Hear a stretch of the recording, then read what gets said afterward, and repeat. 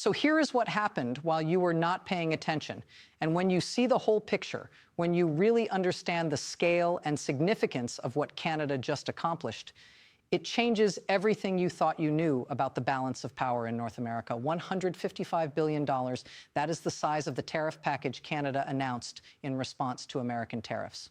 According to the official Government of Canada announcement from March 4th, 2025, Canada imposed 25% tariffs on $155 billion worth of American goods, not $30 billion, not $50 billion, $155 billion in direct retaliation.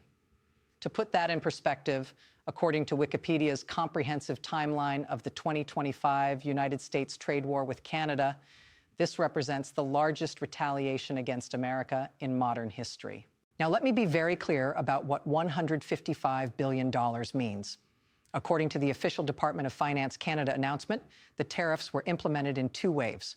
The first wave hit immediately on March 4th, 2025, covering $30 billion in goods: orange juice, peanut butter, wine, beer, coffee, appliances, clothing. American companies woke up that morning and their products were suddenly 25% more expensive in Canada. Sales collapsed overnight. But that was just the opening move. The second wave, covering $125 billion more in goods, was announced and ready to deploy. Beef, pork, dairy, vehicles, steel, aluminum. Everything was on the table. And here's the part that really matters. According to Canada's Foreign Minister, Mélanie Joly, speaking in Parliament, as reported in official government statements, we will never back down in the face of threats. Then she said something that should have gotten more attention. Everything is on the table. Let me tell you what everything means. Canadian electricity powers parts of New York and New England. Canadian oil heats homes across the Midwest. Canadian uranium runs American nuclear plants. Canadian potash, 85% of what American farmers need to grow food. Every cornfield, every wheat farm dependent on Canada. And Canada just said everything is on the table. But while that tariff war was making headlines, something else was happening that you need to understand because it reveals the actual long-term strategy. According to CBC News from November 18th, 2025, Windsor, Ontario's Nexstar energy battery plant, located just 10 miles from Detroit, announced it had hired more than 1,100 workers and begun mass production of lithium-ion battery cells. 1,100 people already hired, already working. Production lines running right now. And according to multiple CBC reports and official Nexstar statements, the target is 2,500 jobs at full operation. Now, you might say, okay, that is one factory, but here is where it gets bigger. According to official press releases from Nexstar Energy, which is a joint venture between Stellantis and LG Energy Solution, this plant has an annual production capacity of 49.5 gigawatt hours. That is enough batteries for 450,000 to 1 million electric vehicles every single year, depending on battery size. 1 million vehicles. Made in Canada, 10 miles from Detroit. The jobs Michigan was promised for 30 years, being created on the Canadian side of the border. And it is not just Nexstar. We verified earlier that Volkswagen's PowerCo is building a $7 billion battery plant in St. Thomas, Ontario. 3,000 more jobs.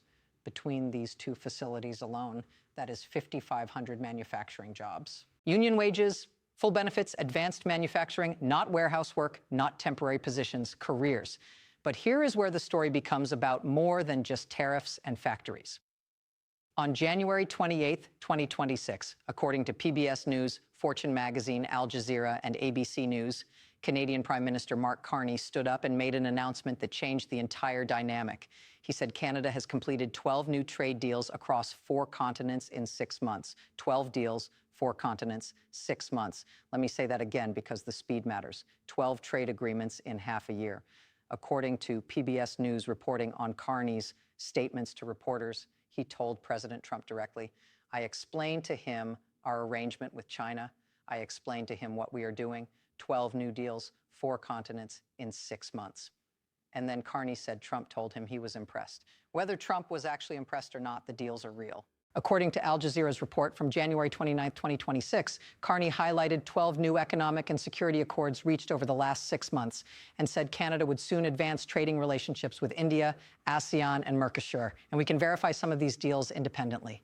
According to an official Prime Minister of Canada press release from November 21st, 2025, Prime Minister Carney secured new agreements with the United Arab Emirates, including a foreign investment promotion and protection agreement and the launch of negotiations toward a comprehensive economic partnership agreement. According to another official press release from November 1st, 2025, Prime Minister Carney met with leaders from Australia, Chile, China, Japan, New Zealand, Singapore, and Thailand during an APEC summit, announcing the initiation of free trade negotiations between Canada and Thailand and signing a renewed Canada-Chile strategic partnership framework.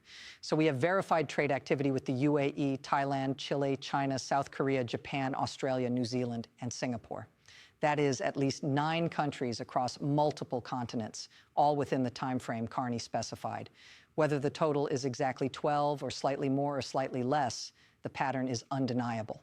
Canada is diversifying its trade relationships at unprecedented speed. Now, here is why this matters so much. For 75 years, Canada's economy has been oriented around one relationship above all others: the United States. According to the Al Jazeera report, the United States takes more than 75% of Canada's exports. That is not a partnership. That is dependency. And that dependency gave the United States enormous leverage.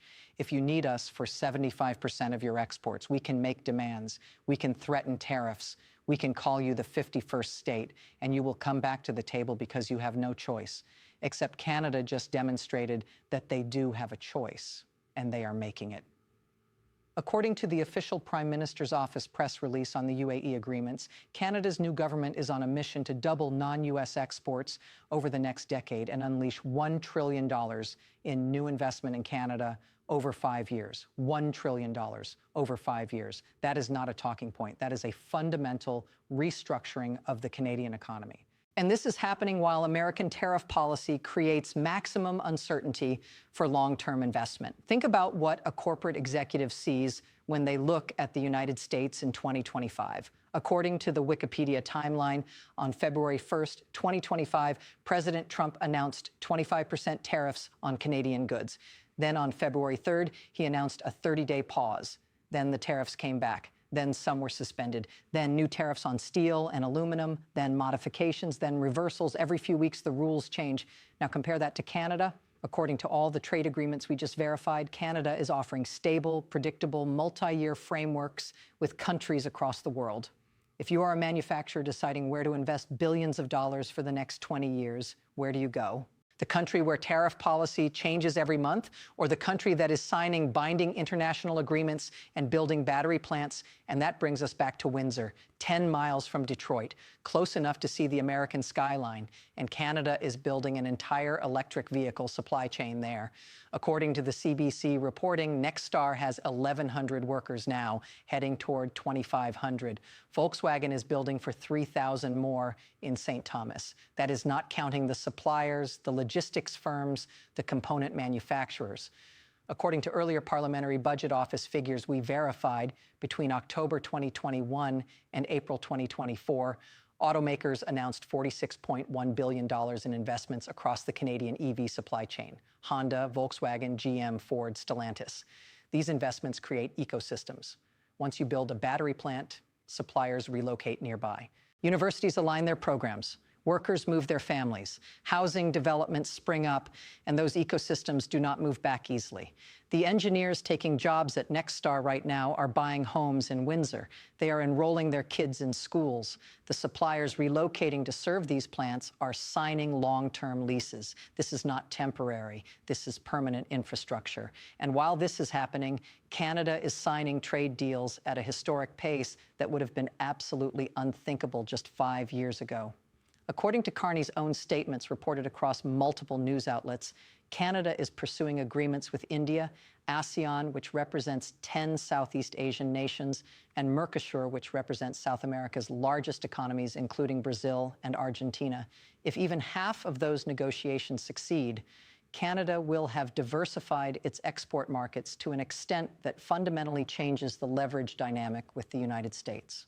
Now, I want to be absolutely clear about what this does not mean and what it does mean. This does not mean Canada is abandoning the United States or ending the relationship. According to every statement from Canadian officials, including those in the official press releases, Canada wants to maintain and renew its relationship with the United States through the Canada-United States-Mexico Agreement review. But Canada is making absolutely certain that the United States is no longer the only option. And that changes everything about the negotiating dynamic, because here is what leverage actually means in international relations and why this changes the dynamic fundamentally. Leverage means the ability to walk away. If you cannot walk away, you do not have leverage. And for 75 years, the common assumption was that Canada could not walk away from the American relationship because 75% of exports went to the United States. Where else could they go? But now we have the answer. The UAE, Thailand, Chile, Japan, South Korea, Indonesia, Australia, 12 deals in 6 months, $46 billion in battery manufacturing investments, 1,100 workers already on the job in Windsor, building batteries for electric vehicles while sitting 10 miles from Detroit. This is not rhetoric.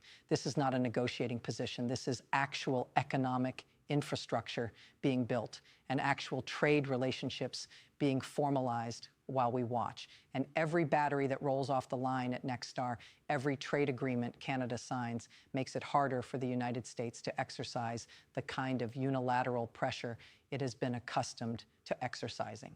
So here is where we are right now. Canada imposed $155 billion in counter tariffs, the largest retaliation in modern history. Canada built battery plants 10 miles from Detroit that are already producing with 1,100 workers hired. Canada signed 12 trade deals across 4 continents in 6 months. And Canada announced a plan to double non-U.S. exports over the next decade. These are not threats. These are accomplished facts. The concrete is poured already. The workers are hired. The agreements are signed. And the lesson, the real lesson from all of this, is about what happens when you treat a longtime ally like an adversary, when you call them the 51st state, when you threaten their sovereignty, when you impose tariffs and assume they have no choice but to accept it because they depend on you. What happens is they build alternatives systematically, deliberately, with real money and real infrastructure. And once those alternatives are built, once the factories are operational and the trade deals are signed and the workers are on the payroll, they do not dismantle them just because American policy changes again next month or next year. The investment is made, the decision is absolutely final, and the consequences last for generations.